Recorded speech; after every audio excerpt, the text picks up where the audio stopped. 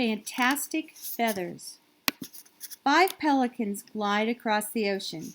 They fly in a line just above the water. Wingtip to wingtip, their feathers nearly touch.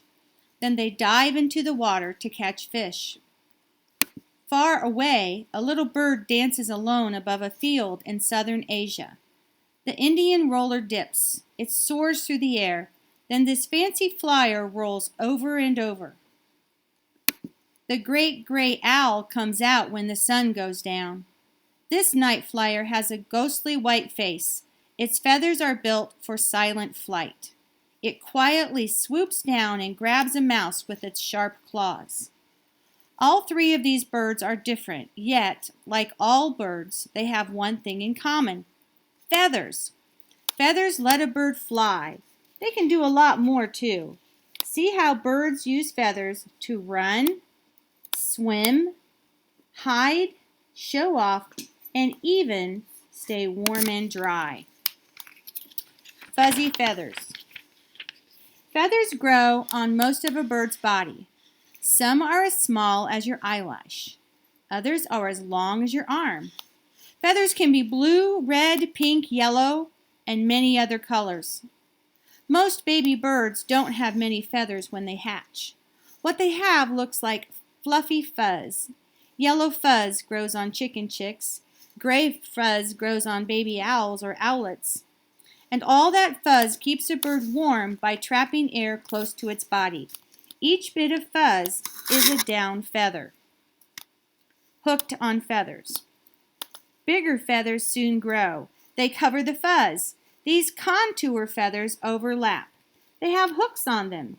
And in bad weather, a bird zips them together to stay warm and dry. A kind of contour feather grows on the bird's wings and tail. They're called flight feathers. A bird flies with them. Each feather is made of different parts.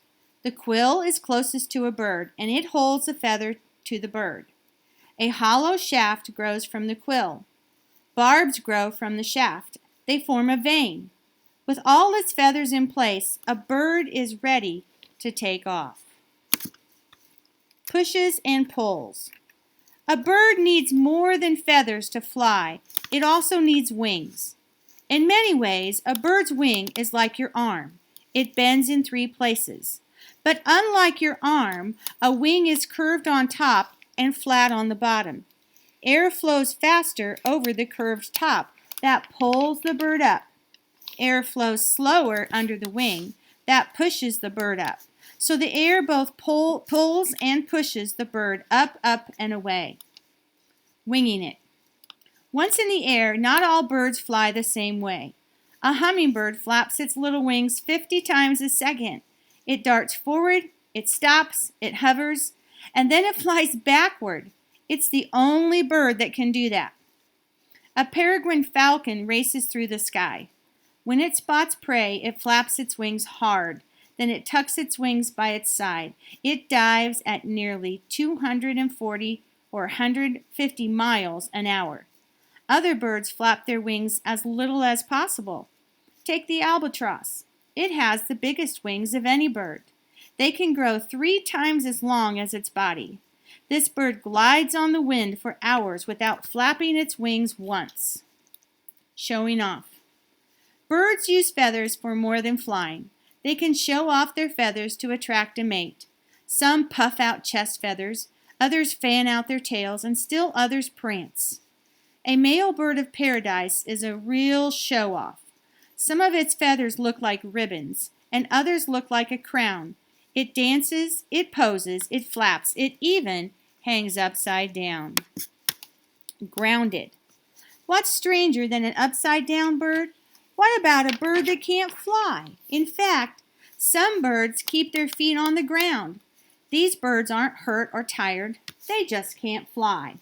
Take an ostrich. It's the biggest bird. It has lots of feathers, yet it doesn't fly. It runs. That's because its body is too heavy to fly.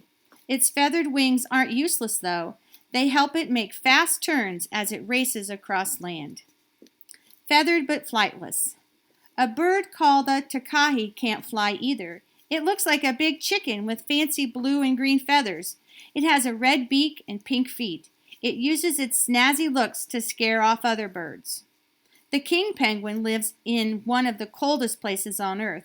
It has 4 layers of feathers. Oil coats the outer layer. That keeps the bird dry, too. So birds use their feathers in many ways. Some birds fly, some show off, some run, some stay warm and dry. How might a bird have used the last feather that you found?